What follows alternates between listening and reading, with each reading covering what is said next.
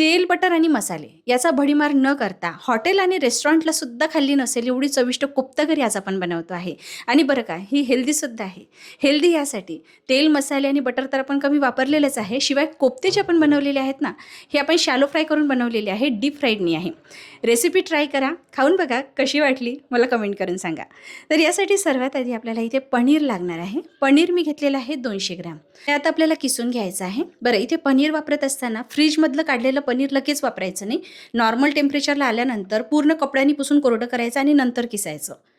आता यामध्ये आपल्याला एक मध्यम आकाराचा उकडलेला बटाटा घालायचा आहे. तर हा पूर्णपणे गार करायचा, किसून घ्यायचा आणि नंतर घालायचा.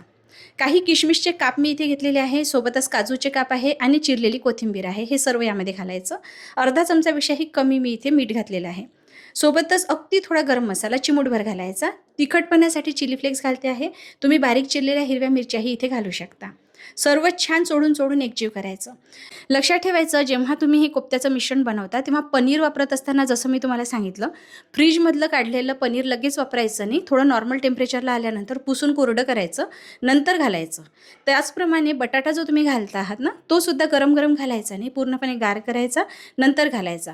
कारण जो गरम बटाटा असतो ना, तो ओलसर असतो. पाण्याचा कॉन्टेंट जास्त असल्यामुळे मिश्रणसुद्धा ओलसर होतं. समजा असं झालंच तर काय करायचं, यामध्ये 1 ते 2 चमचा कॉर्नफ्लोअर घालायचं.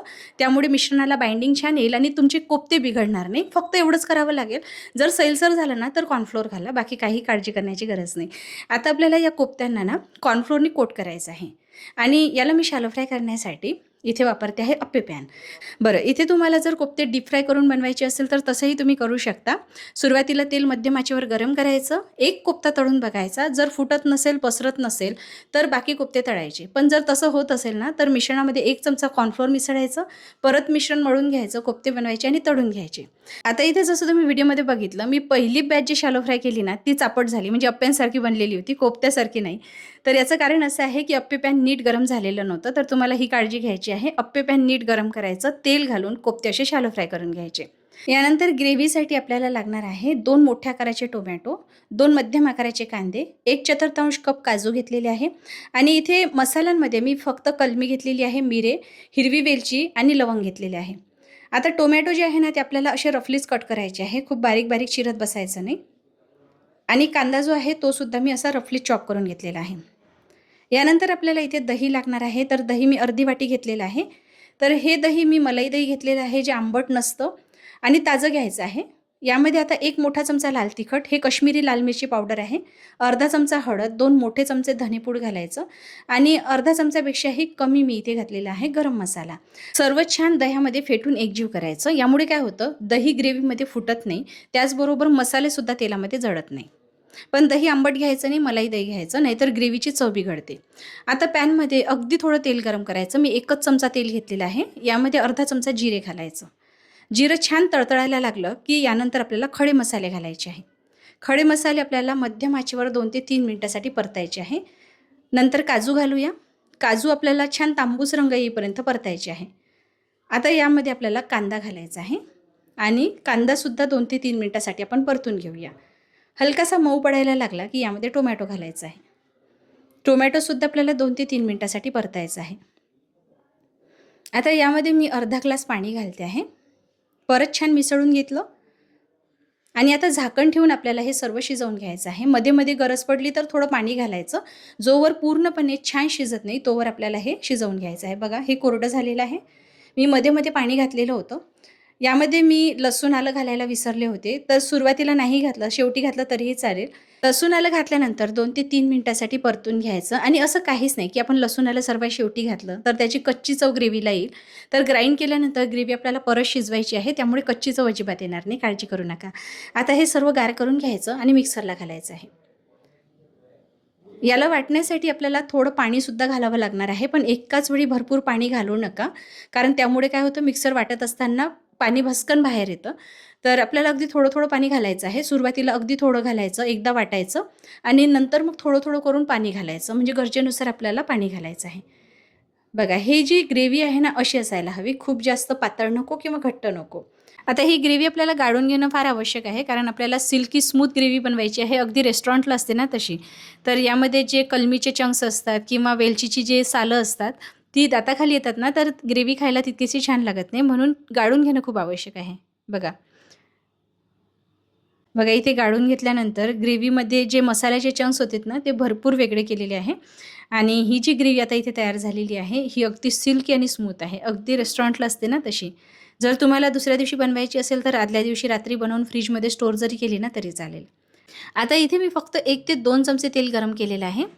तेल हलकंसं गरम झालं, की यामध्ये तेजपान घालायचं आहे आणि लगेच यामध्ये तयार केलेली ही पेस्ट घालायची. गॅस आपल्याला लो फ्लेमवरच ठेवायचा आहे, कारण आता लगेच मी यामध्ये दह्याची पेस्ट घालणार आहे.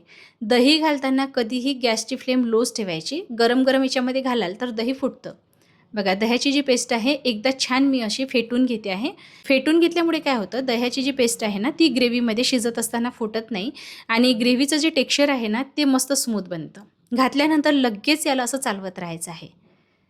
आता सुरुवातीला ना गॅस लो फ्लेमवरच ठेवायचा, पण नंतर आपल्याला मध्यम आचेवर ठेवून जोवर उकळी येत नाही तोवर चालवत राहायचं आहे. आता यामध्ये मीठ घालायचं. लगेच दही घातल्याबरोबर मीठ घालायचं नाही, नाहीतर दही फुटतं.